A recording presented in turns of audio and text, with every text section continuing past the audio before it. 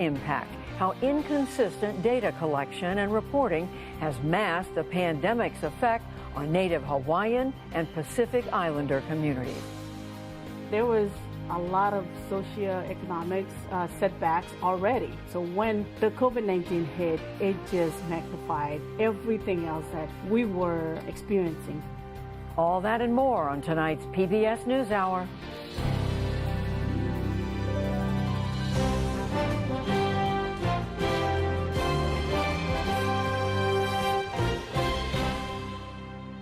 Major funding for the PBS NewsHour has been provided by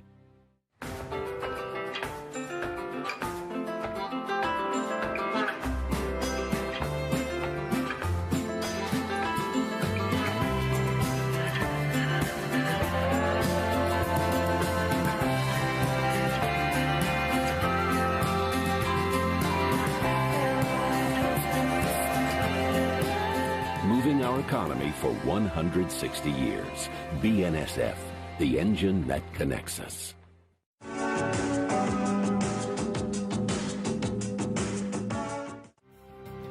Consumer Cellular.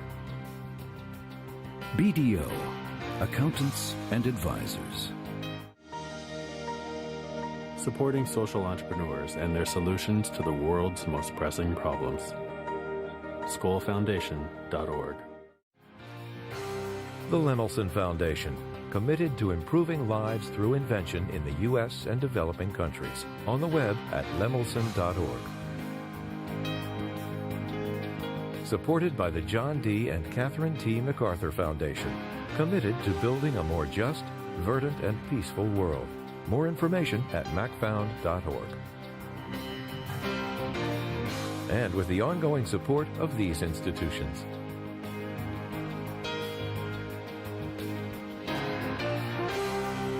This program was made possible by the Corporation for Public Broadcasting and by contributions to your PBS station from viewers like you. Thank you. A day after Russia vowed to draw down some of its troops around Kyiv, there's been no let-up in the bombardment across Ukraine. New strikes have rocked civilian areas in the north and the southeast. The U.S. said that Russia started to reposition fewer than 20% of its forces arrayed around the capital. But officials caution that Moscow is expected to redeploy them elsewhere. Meantime, various reports say new U.S. intelligence suggests that Putin's military and intelligence aides have misinformed him on Ukraine, adding to tension inside the Kremlin. Ali Rogan begins our coverage. Russia said it would scale back its offensive, but the destruction overnight tells a different story. Yesterday, Russians have publicly stated that they are decreasing their offensive and activities towards Chernihiv and Kyiv directions. Do we believe this? Of course not. Attacks against key infrastructure also continue. In the western city of Khmelnytsky, 3 strikes hit a fuel storage facility. Further south, heavy shelling continued in the southern, separatist-controlled city of Donetsk. The separatists blamed Ukraine. I was just sitting on the couch and bang, the window glass popped. The frames came off. I didn't even understand what happened. It all happened as Russia claimed it would refocus its campaign in the eastern Donbas region. But Russian losses continue to mount, and today Secretary of State Antony Blinken said President Putin was being misled about Moscow's military performance. One of the Achilles heels of autocracies is that you don't have people in those systems who speak truth to power or who have the ability to speak truth to power. And I think that is something that we're seeing in Russia. U.S. and British officials believe it is likely that Russia will divert more troops to the Donbass. But as troops move away from Kyiv, airstrikes will continue. It's extremely sad. It's extremely unjust. And again, you're feeling it's not only the struggle for these pieces of land where you grew, it's the struggle for what will be the rules on which we are building our free world. Natan Sharansky was an anti-Soviet human rights activist who was born in Donetsk. He was arrested in the 70s over charges of treason and espionage and sentenced to 13 years of forced labor. After his release in 1986, he was allowed to move to Israel in a prisoner swap, where he became a politician. Now he's an advocate, visiting Washington for meetings with Jewish leaders and lawmakers. He says the Ukrainians tell him they are skeptical of talks, but still want to sit down with Putin. they're very suspicious that Russians are only trying to gain the time because they found that their military concept is not working. They want very much there will be direct conversation between Putin and Zelensky because they believe that all the real rational arguments are on their side. But do they really believe that what will solve the problem? No, they believe only that the Russian force has to be answered by the force. And that's why they are praying, begging, asking, appealing to the West, give us the weapons to fight. Presidents Biden and Zelensky spoke today, including about the weapons the U.S. has already provided. The U.S. says those arms have had, quote, critical effects on the conflict. Mr. Biden also pledged to give an additional $500 million in aid. And diplomacy continued in Turkey, but with little progress towards peace. Ukraine submitted its requests, including a pledge to renounce its bid to join NATO if Russia withdraws its troops, in exchange for NATO-style security guarantees, and a 15-year negotiation period on the status of Crimea, which Russia annexed in 2014. Kremlin spokesman Dmitry Peskov said the list was a good start, but that the path to peace remained long. This is a positive factor. As for the rest, so far, let's say, we cannot state anything very promising, any breakthroughs. There is still a lot of work to be done. Meanwhile, Europe continues to reduce its dependence on Russian energy.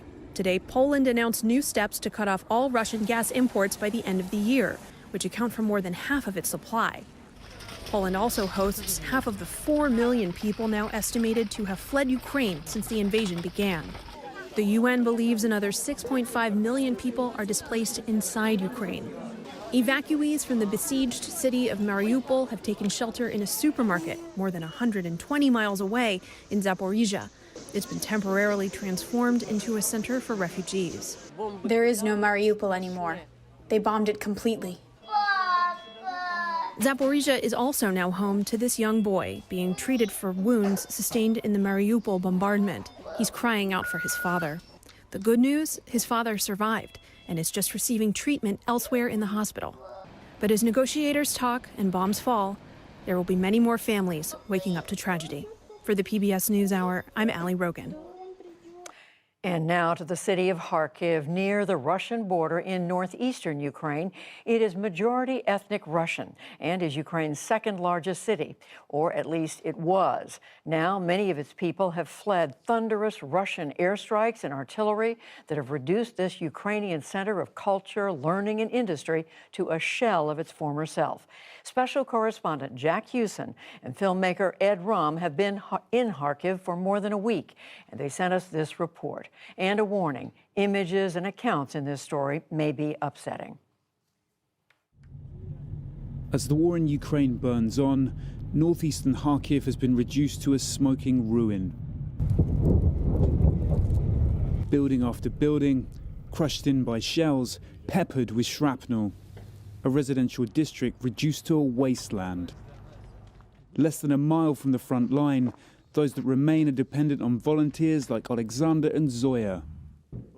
They bring food to those who cannot leave. But it's dangerous work. Here in Saltivka district, people fear what comes from above.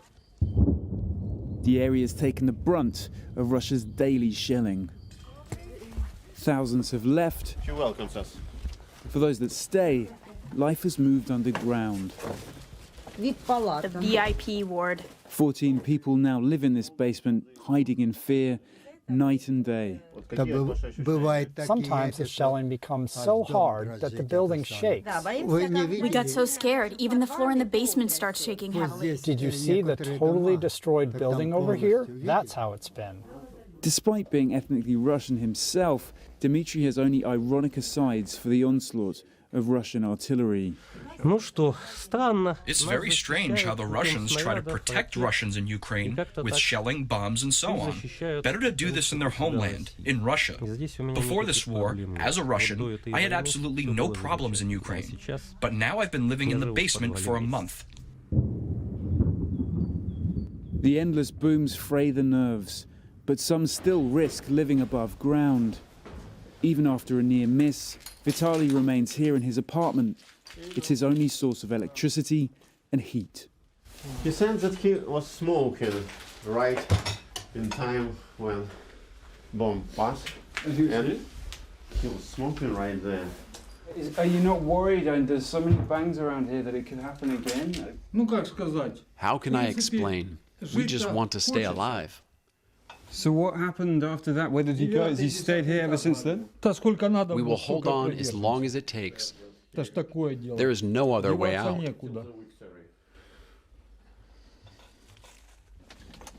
Russian shells have shown little discrimination between military targets and people's homes.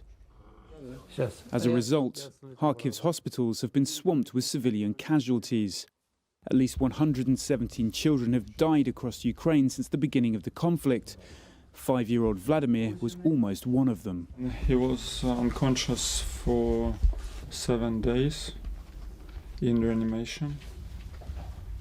But you see his legs and his back is still not so good as we would like. Vladimir was shot in the head by unknown assailants as his family drove away from their home. He was referred for emergency treatment to Dr. Duhovsky immediately after the attack. He received a severe open injury with the penetration of fragments into the brain, and he was taken to the hospital in serious condition. We immediately performed an operation. For the first 10 days, his condition was severe. In the course of Vladimir's surgery, 2 titanium plates were used to reconstruct his skull. Outside, Vladimir's aunt and uncle appeared to be grieving. There were details of the case his father didn't want to discuss in front of his son. In the corridor, he told us why. Because my wife, she was killed. Vladimir is yet to learn that his mother died of gunshot wounds as they fled heavy bombardment in their home district of northern Kharkiv. Maybe, I don't know, 500 meters from our home, and our car was shot from automatic gun. This bullet holes what we see, but also they go just through the car. Stanislav was away on business in Kazakhstan at the time. It is unclear who shot his wife and son, perhaps nervous Ukrainian soldiers, perhaps Russian infiltrators. Who do you blame for what happened to your wife and your son? I don't know. But what I know for sure that my wife was killed and my son is injured. And it happens because of Russians came to our land.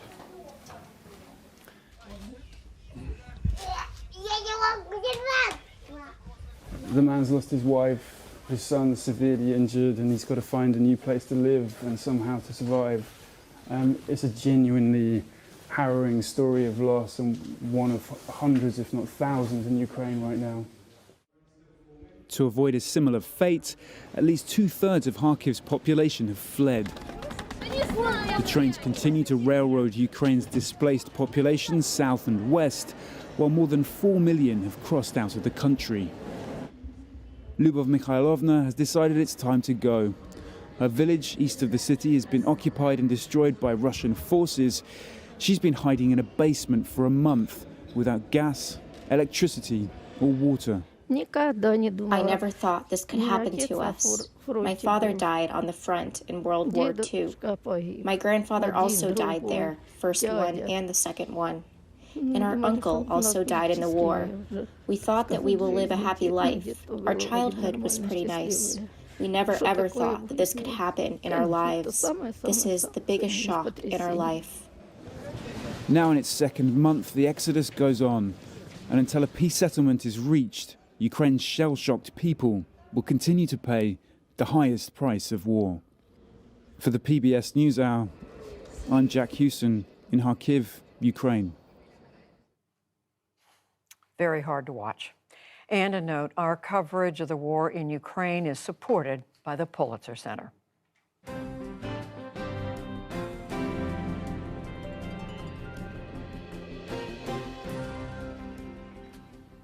I'm Stephanie Tsai with NewsHour West. We'll return to the full program after the latest headlines.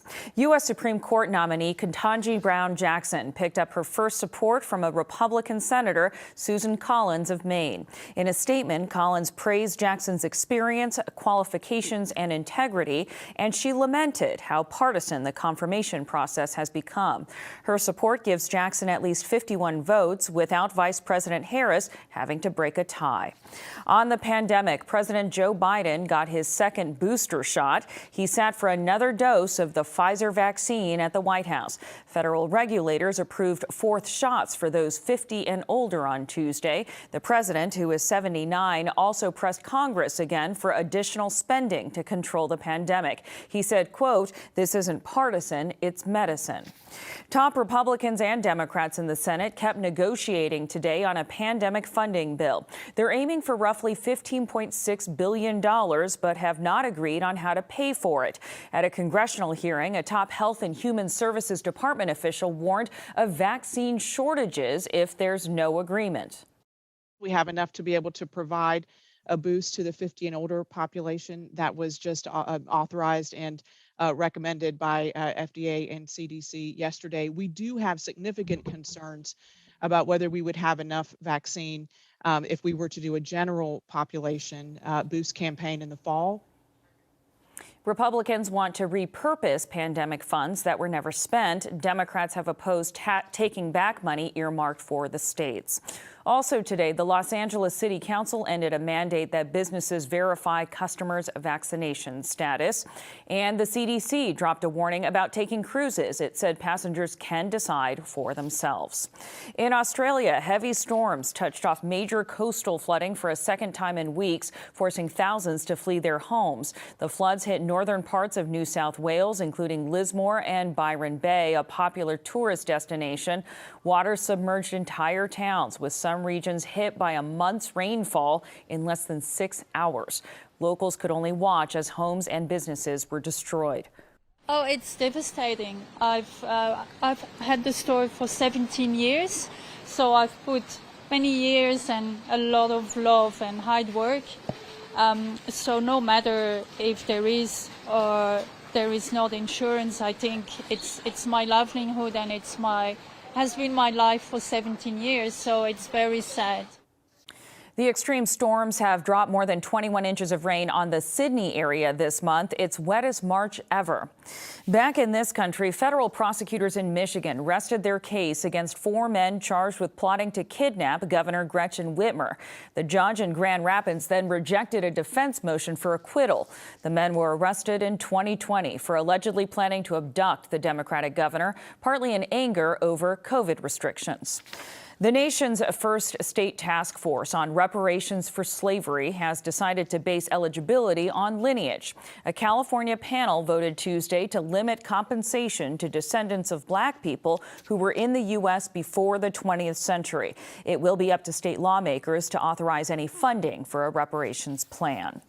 The Academy of Motion Pictures said today that Will Smith was asked to leave the Oscars ceremony after he struck comedian Chris Rock at last Sunday's awards gala, but he refused. The Academy is conducting a disciplinary investigation. Smith could face expulsion, suspension, or other sanctions. And one of Hollywood's best-known actors, Bruce Willis, is putting his career on hold due to a brain ailment. His family announced today that Willis has aphasia, a disorder that interferes with understanding or expressing speech. Willis is 67. Over 4 decades, he has starred in scores of films, including Die Hard, Pulp Fiction, and The Sixth Sense. Still to come on the NewsHour, we break down the details of a new plan in Congress to increase taxes on billionaires.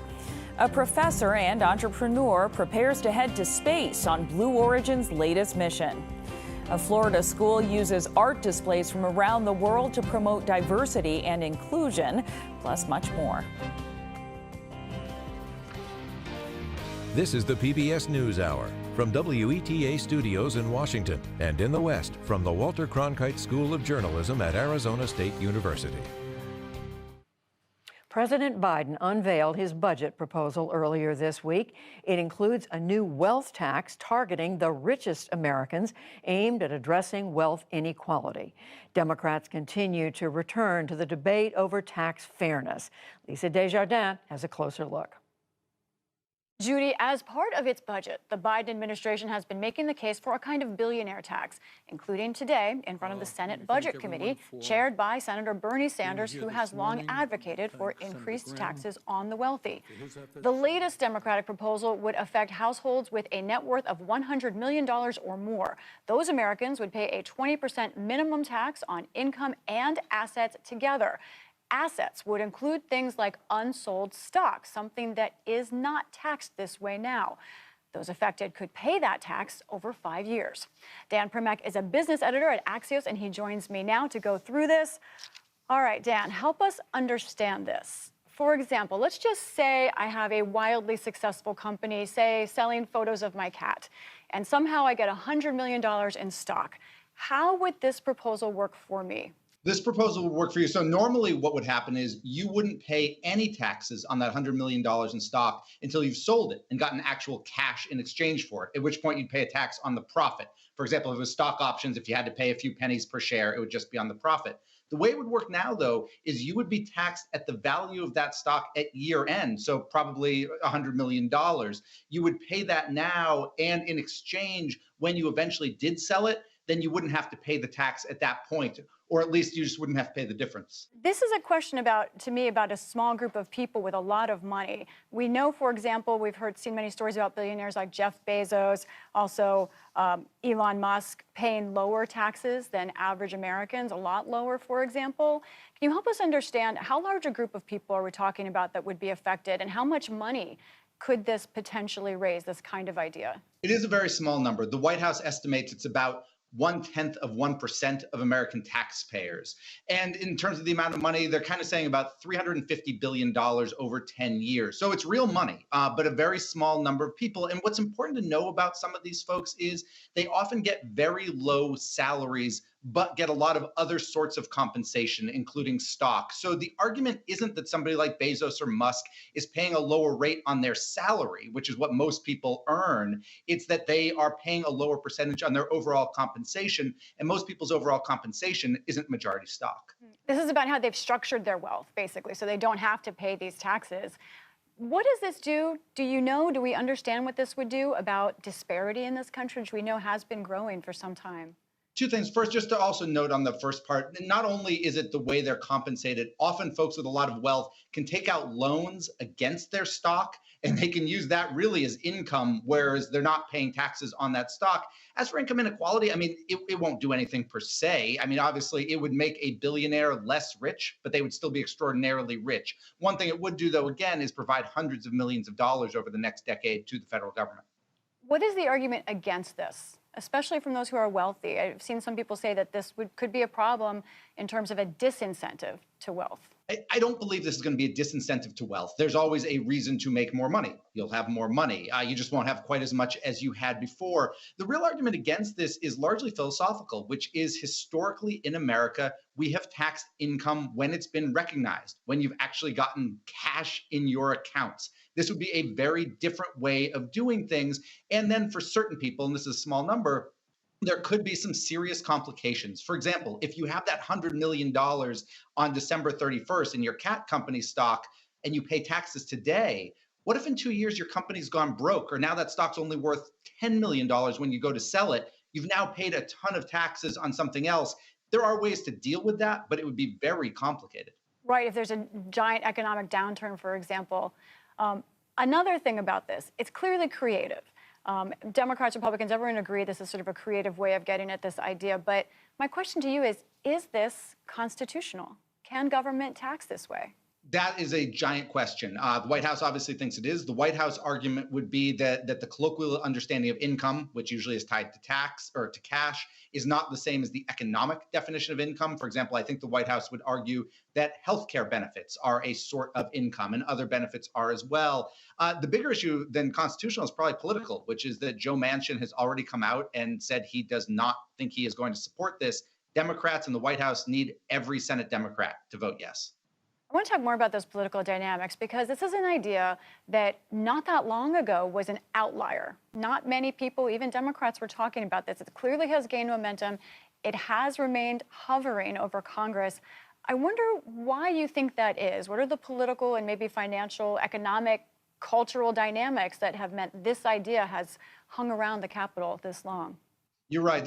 First, kind of Bernie Sanders, then Elizabeth Warren, Senator Ron Wyden proposed something similar to this last fall. Ultimately, because politically, tax the rich is a really good message because most people aren't rich, and tax the rich is good. And it is certainly true that the very wealthiest Americans do not pay as a percentage as much of their wealth or as much of their income as do ordinary Americans. For lack of a better term, they do have money to spare. It's a good political message, but it's also a really good political message to keep being able to use on the campaign trail when you don't think you really have a good chance of getting it passed. You know, I think I can say with certainty it is very unlikely that I or my cat will make $100 million. But I'm curious, for the sake of those watching this issue from any side, what do you think the future is here? Do you have? I know you don't have a crystal ball, but where do you think this issue is headed? Is this something that you think will die out, or will this continue to be a part of conversation, and why? This will continue to be a part of conversation because I don't believe this is going to get passed. Again, with Manchin saying no, and then it would have to get through the courts. This will continue to be an issue so long as we continue to have uber wealthy in this country. And there's no particular reason to think that we won't continue to have that. Dan Primack of Axios, a very important and interesting conversation. Thank you so much for taking us through it. Thank you.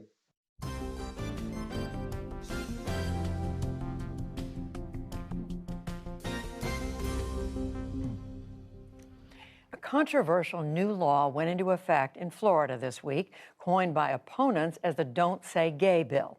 It forbids instruction on sexual orientation and gender identity for kindergarten through third grade.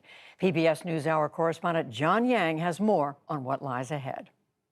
Judy, Governor DeSantis says the law is necessary to protect parents' rights to consent to discussions around sexual orientation and gender identity in the classroom. Here's the governor signing the bill into law on Monday. I don't care what corporate media outlets say. I don't care what Hollywood says. I don't care what big corporations say. Here I stand. I'm not backing down. And so in Florida, we will make sure that parents can send their kids to school to get an education, not an indoctrination. But those who oppose the bill say it doesn't protect parents, it only harms children. This is Democrat Chevron Jones, the Florida Senate's first openly gay member. In my heart, I don't believe any of you in here, my colleagues, many of who I've known for years, I believe that we all want to do right. But it seems as if politics we have gone down a road to where we're scared to just step out to make sure we're not hurting people. For more on both sides of this new law that's caused national controversy, Ana Ceballos, a state government reporter from the Miami Herald. Ana, thanks so much for being with us. This has been shorthanded, I think mostly by opponents, as I understand it, as the Don't Say Gay law. Help us out here. What does the law actually say, and what does it actually do? Sure.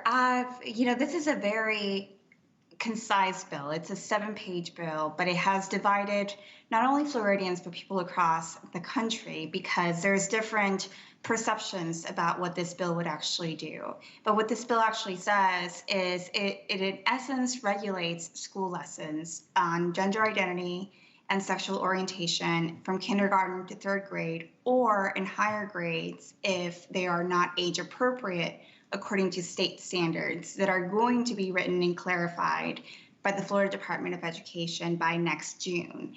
The Department of Education is led by someone who the DeSantis will appoint or the governor will appoint, whoever gets elected in November. And so this bill has been very divisive because a lot of people think that because it's so broadly written and a lot of it has to be clarified and defined, could target specifically LGBT students and how teachers and trusted adults in classrooms could communicate about certain topics. And there's also, I understand, provisions about dangerous home situations. What are those provisions say? Right. So there's provisions that put an emphasis on how schools need to notify parents about services that are changed for their students in terms of things that are impacting their mental health or anything that could potentially be emotional distress, potentially from going through, sexual orientation or gender identity confusion. And so this bill, what it says is that schools cannot implement procedures that would prevent the notification to parents about what the student is going through. And this is seen by many parents as a win who want to be more, who are concerned that maybe schools are taking more of a control by deferring to the student and not the parent. And parents would be allowed to sue the school district if they feel like their rights have been violated because they were not notified enough about what services have changed for their students. So you say some parents like that, but in general, what are parents and teachers saying about the new law overall? So there's a lot of concern because of how vague these provisions are and how much needs to be clarified as to what these standards will be and what will be considered age appropriate by the state. A lot of LGBT advocates are concerned that this could potentially lead to outing students, for example, or there's concern that maybe teachers might not know much about the situation at home and who could be facing abuse, neglect, or abandonment because of the information that might be required to be disclosed to a parent. And there are protections in the bill that say that schools don't need to disclose information if it could lead to the harm of a child. But, not everyone knows absolutely everything that is going on. So that is something that some teachers have expressed concern with, saying that, that this could potentially be a chill effect as to what the discretion that they might have. A lot of it remains to be seen. Some big corporations, as you say, a lot of the regulations have yet to be written. Some big corporations have sort of spoken out against this, as has the White House. But the big corporations, how much of an impact, or is that going to have any effect in Florida, do you think? Well, we are seeing Disney, which is a very powerful, not only a powerful corporation in the state with Disney World, but it has a lot of influence in the state, and it has historically had a lot of influence over laws that are passed in the state and just in the political arena.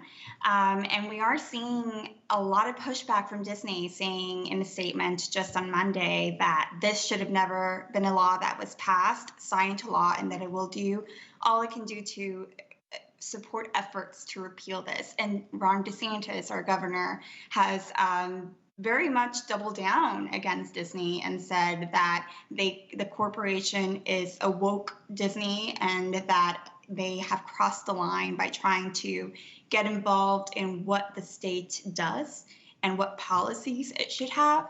So I think we're going to be seeing a pretty high profile and ongoing clash between such a giant like Disney and Republican Governor Ron DeSantis, who definitely is an ambitious governor who might be eyeing a potential 2024 run for the White House. Anna Ceballos, state government reporter for the Miami Herald. Thank you very much. Thank you.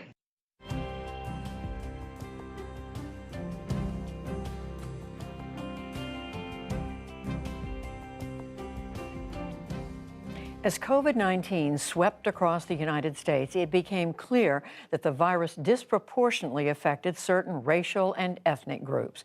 But the outsized impact of the pandemic on one community, Native Hawaiians and Pacific Islanders, has been largely hidden because of inconsistent data collection and reporting. Stephanie Sy has the story. It's part of our series, Race Matters. As he walks among the new gravestones, Eldon Aulick remembers the many in his community lost in the last 2 years to COVID-19. This guy right here, we're from the same island in the Marshall Islands, same family. So that's this lady right here. Fellow countrymen from the Marshall Islands laid to rest in Springdale, Arkansas, more than 6,000 miles away from their homeland. A group of more than 1,200 small islands about halfway between Hawaii and Australia.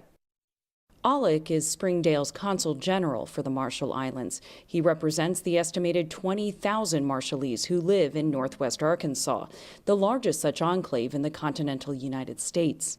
July 2 years ago, we had a person dying every day. We had 33 deaths that month.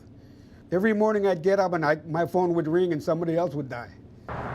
Despite making up less than 4% of the population of this area, in the first 2 months of the pandemic, 38% of all COVID-19 deaths were Marshallese. This community is like the canary in a coal mine. Ninez Ponce heads UCLA's Center for Health Policy Research. She says Arkansas's Marshallese are not alone. Others from the Pacific region, known as Native Hawaiians and Pacific Islanders, face similar COVID disparities across the U.S. When the data first came out about COVID cases and deaths by race, ethnicity, I was frankly really shocked. In 14 of the 27 states with available data, Native Hawaiians and Pacific Islanders have the highest death rates from COVID-19, compared with any other racial or ethnic groups. Other states didn't even have data on Native Hawaiians and Pacific Islanders. So Native Hawaiian and Pacific Islander were grouped into what? Just Asians? They were either grouped in the Asian category, or they were grouped in an other category, or they just didn't show up at all. Grouping them together in a broad category with Asians, a much larger population, hides their uniquely high rates. For example, in California, the COVID death rate for Asian and Pacific Islanders in 2020 was 75 per 100,000. But when the data for the two groups were separated, the rate for Native Hawaiian and Pacific Islanders alone jumped to 123 per 100,000, the highest in the state, while the rate for Asians remained roughly the same. They're just too easy to, be hidden in the numbers. It's an invisibility in really learning about how to meet the needs of the communities that were most affected. The more specific the data, she says, the clearer picture of specific challenges and resources needed in the nation's diverse communities. There was a question yesterday at the session. Melissa Leylon runs the Arkansas Coalition of Marshallese, a nonprofit also based in Springdale. There was a lot of socioeconomic setbacks already, even prior to the COVID-19. So when the COVID-19 hit, it just magnified everything else that we were experiencing. The majority of working-age Marshallese in northwest Arkansas work at poultry plants. At the start of the pandemic, they were especially vulnerable to COVID-19 because they had to keep working in crowded conditions, and many also live in crowded housing. During the pandemic, Leylon herself opened her home to several family members due to another pandemic impact, those who lost their work hours and could not make rent. You went from having your household, which I understand is 4 children, and your husband, to how many people? Quite a bit, let's just say. In our culture, you don't let people become homeless. I'm the only one who has, consider a big house. I didn't have a choice. I had to take them in. Leylon says when many in her community quarantined because of the virus, their pay was reduced. That caused them to not be able to keep up with their bills, including the rent. Did you see an uptick in the number of clients that needed services during the pandemic? Yes, our numbers jumped like 3 times. And that's why we came up with, the idea of beginning our own food pantry, because food was actually one of the forefront issues that we were seeing. Her organization also helped provide rental assistance and made deliveries to quarantined families. On top of economic factors, Native Hawaiians and Pacific Islanders have disproportionately high rates of chronic diseases like heart disease, diabetes, and asthma, all linked to an increased risk of severe symptoms from COVID-19. I'd say maybe over 90% of those Marshallese that passed away had underlying disease. Consul General Alec also says high rates of cancer among the community increased their risk. The seconds go slowly, silently by, and then the Marshall Islands were the site of U.S. nuclear weapons testing between 1946 and 1958. And studies have shown nuclear fallout from this testing has been correlated with higher risks of certain cancers among Marshallese. Another systemic barrier is healthcare. Even prior to the pandemic, our people did not have access to good healthcare. People really kind of set on their health. Even though they were sick, they wouldn't go and visit doctors. Leilani says many did not treat their conditions because they were uninsured. Medicaid was only extended to Marshallese who have a special immigration status in the U.S. in December 2020. Melissa Leilani could see the pain COVID was causing in her community, but until they worked with Ponce's team at UCLA, they didn't have the data to prove the need. I think that was very vital and very important because that information really told a story.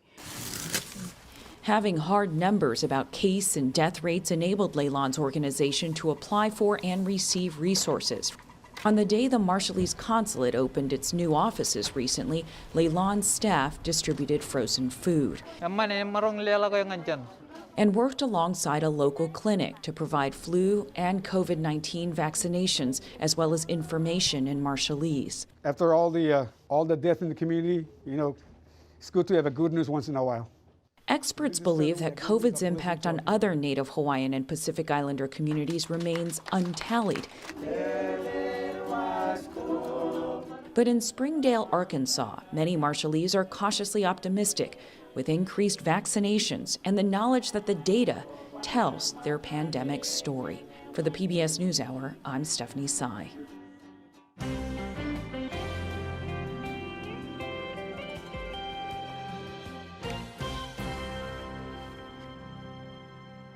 American astronaut Mark Vande Hei returned to Earth today from the International Space Station, along with 2 fellow Russian cosmonauts. He was in space for 355 straight days, longer than any American yet. Life on the space station has been the center of attention because of U.S.-Russia tensions. But tomorrow, the focus will return to private efforts. Blue Origin, the rocket company founded by Jeff Bezos, will launch its latest human flight in the morning. Bezos' plans have been both hailed and sometimes derided as simply fostering space tourism for the uber-wealthy. Tomorrow's launch includes a business professor and entrepreneur who is about to make history himself. Science correspondent Miles O'Brien has the story. Whoa. Jim Kitchen is a man on a mission. The professor of entrepreneurship will be one of 6 passengers on Jeff Bezos' space travel venture, Blue Origin. As anyone can, Kitchen applied on Blue Origin's website several times to take part in the launch. Copy and paste, click. And, a dozen times, maybe more. And then finally, about 3 months ago, I actually heard from them and they said, hey, you're on the next launch if you want to be. And I was like, yes, I'm in. It's a lifelong dream coming true. I went to college, and instead of being an astronaut, I actually became an entrepreneur promoting low Earth orbit space trips. And I just wanted to sell enough so that I could go to space myself. Kitchen's itch to explore things unknown led him to start a travel business, allowing him to see the world. Now he plans to become the only person in history to have traveled to all 193 countries and beyond.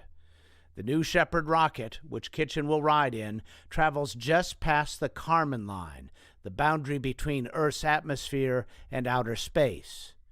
Kitchen won't say how much he's paying for the ride, and Blue Origin is tight-lipped as well. But in 2018, Reuters reported seats open to the public would sell for around $200,000. My parents were public school teachers, so I'm not one of these people that's just going to space and, forking out. This is my hard-earned money. This has been a lifelong goal for me. Command engine start. 2. This is Blue Origin's 4th passenger flight. In October, William Shatner caught a free ride, becoming the oldest person ever to go to space. These suborbital hops may be short visits to the edge of space, but Bezos is thinking big. He sees them as an early step toward colonizing space. Kitchen is a believer. the dream is still alive.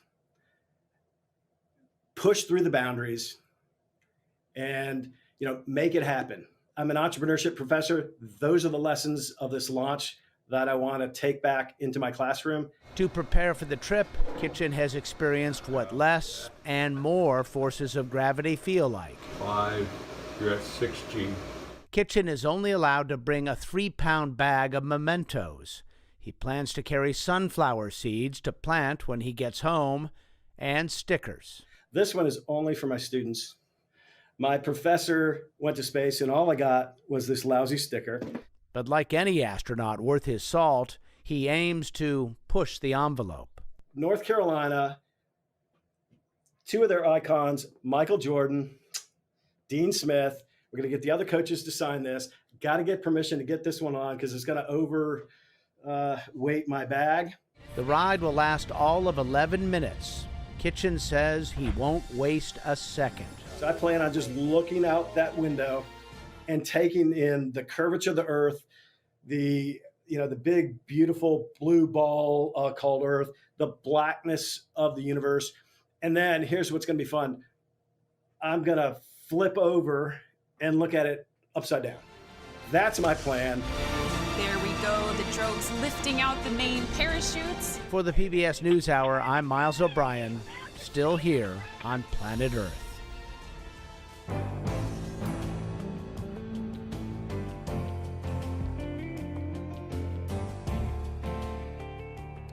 And now to Sarasota, Florida, where large-scale artworks are being used to teach students about diversity, inclusion, and mental health. This comes at a time when there's growing controversy in Florida and school districts across the country over how and whether to teach about racism in America. Special correspondent Charlene Hunter-Gault went to see how one exhibit encourages inclusion. It's part of her ongoing series looking at solutions to racism and our arts and culture series, Canvas. I think they make these paintings so they can encourage us to be ourselves. Students like these are brought by the busloads to Sarasota's Bayfront Park, a normally popular tourist attraction featuring dramatic views of the harbor, tourist boats, and restaurants. You can be strong and powerful and still cry. On this and many other days, students learn about race, mental health, gender, and disability, all depicted on 50 billboard-sized images created by students and artists from all over the world. It's the work of Embracing Our Differences, a local nonprofit which in its 19 years has reached over 475,000 students with this annual exhibition that includes art from over 120 countries. This year's theme, Enriching Lives Through Diversity and Inclusion, illustrates the concerns of many students, including issues of equality, anxiety, the influence of social media, and the aftermath of the pandemic. Year after year, high school student docents lead hundreds of elementary school students, fifth graders on this day, through the works, asking what they see. How many of you learned from this exhibit? Raise your hand. And how many of you loved it? Raise your hand. Sarah Wertheimer, the executive director of Embracing Our Differences, told me about the exhibition's timely themes and what it's like to have students back at the exhibit after 2 years. It's been amazing to have the students back in person here, able to really interact with one another in such a different way than on the computer screen. So it's been positive in so many ways. There have been some challenges. Like what? Some students have a little bit more difficulty being able to express themselves. They've been in isolation, they've been either on their Zoom screen or they've been told not to interact with others who they don't know as well. But fortunately, the majority are excited to be able to express themselves and to connect with one another. Tell me about feeling. How does it feel more inclusive? Mental health issues has been something that's really been able to be discussed much more in recent years than it ever was. And especially over the past 2 years, students and adults have been able to recognize how important it is for us to be open about our mental health struggles. Mental health is one, but as you walk around this exhibition, you see a lot having to do with diversity and inclusion. How different is, you think, the attitudes these days than, say, when you first started this all those years ago? I would definitely say that today it feels more divided than it has in the past. These last 2 years especially, tensions have been higher. We've had more pushback in certain ways, or parents that are more resistant to their students participating in the program. When you say pushback, what do you mean? So some of the parents are saying that we are indoctrinating their children, or in general that this type of work is indoctrination. And what we're constantly trying to explain to them is that our programs are really student driven. When we're down here at the exhibit, we train our docents to use visual thinking strategies. So they're actually asking students questions the whole time. They're not telling them about the artwork and telling them what to believe. They're actually asking the students what they see in the artwork and what makes them think that. But you have gotten calls and criticisms from some parents who don't like what you're doing. Yes, so because we're an opt-in program, it's optional. If someone wants to go on a field trip, their parent does have to sign that permission slip. So because of that, it does help where if a parent really doesn't want their kid doing this, then they have that opportunity not to. And that's what we explain to the parent as well. And then we really try to explain to the parent what we're doing when we're here at the park. And do you hear from young people when they come here, oh, that's not what I heard from my parents? So fortunately, when students are down here at the exhibit, we actually don't hear the negativity from them. Students look at this artwork and they're able to have these open and honest conversations. And a lot of times they're really inspired by the artwork. And seeing that it comes from kids as young as them, that it comes from all over the world, they're able to connect with it in personal ways. What actually keeps you going year after year after year? So year after year, when we hear from the teachers and we hear from the students what actually occurred at their field trip, how it made them feel after, how they spoke to someone else differently after that experience, that's what keeps us going. That's what gives us hope that the future and that our youth are going to make it a better place for all of us eventually. But how much change have you seen? We have seen so much change, especially with our youngest students, and that's where we're able to see the change in the classroom, the culture at the school, and it feels more welcoming, it feels more inclusive. And what are you hoping these young students will do in terms of the toxic atmosphere we have in this country now when it comes to race? Are you hoping that these students themselves can make a difference? Absolutely. Really? Absolutely. They're very young. They are, but we get to see them grow up from being younger students going on the field trips to students in our high school coexistence clubs who then lead the younger students around on their tours. And we get to see already that change they've made and then how much they plan on being activists for human rights and for social justice. And that's what we're really hopeful. Sarah Wertheimer, thank you so much. Embracing our differences seems so much like what we need in this country and the world right now. Thank you for doing what you do. Thank you so much. And on the NewsHour Online right now, President Biden's 2023 budget proposal asks Congress to devote more money to improving health care access. But right now, as COVID funding runs out, uninsured Americans could be on the hook for the costs of the pandemic essentials like tests and vaccines. You can read more on our website, pbs.org/newshour. And that's the NewsHour for tonight. I'm Judy Woodruff. Join us online and again here tomorrow evening. For all of us at the PBS NewsHour, thank you. Please stay safe, and we'll see you soon. Major funding for the PBS NewsHour has been provided by... For 25 years, Consumer Cellular's goal has been to provide wireless service that helps people communicate and connect. We offer a variety of no-contract plans, and our U.S.-based customer service team can help find one that fits you. To learn more, visit consumercellular.tv. The rules of business are being reinvented with a more flexible workforce by embracing innovation, by looking not only at current opportunities, but ahead to future ones. People who know BDO.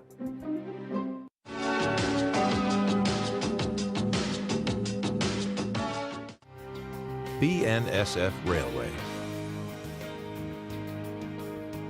The Ford Foundation, working with visionaries on the front lines of social change worldwide. and with the ongoing support of these individuals and institutions.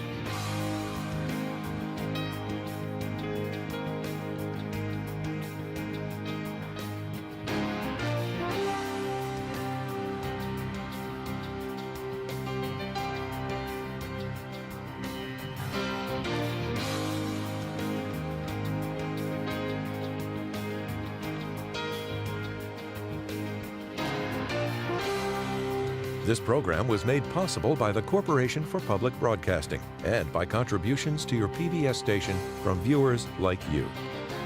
Thank you.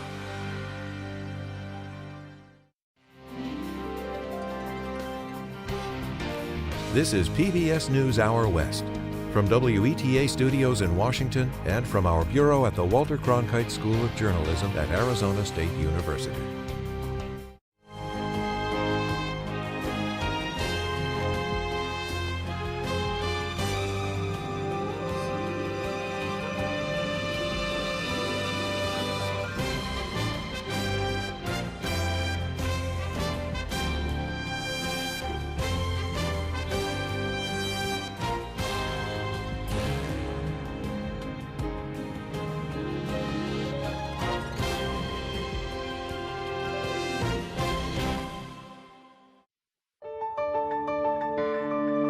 You're watching PBS.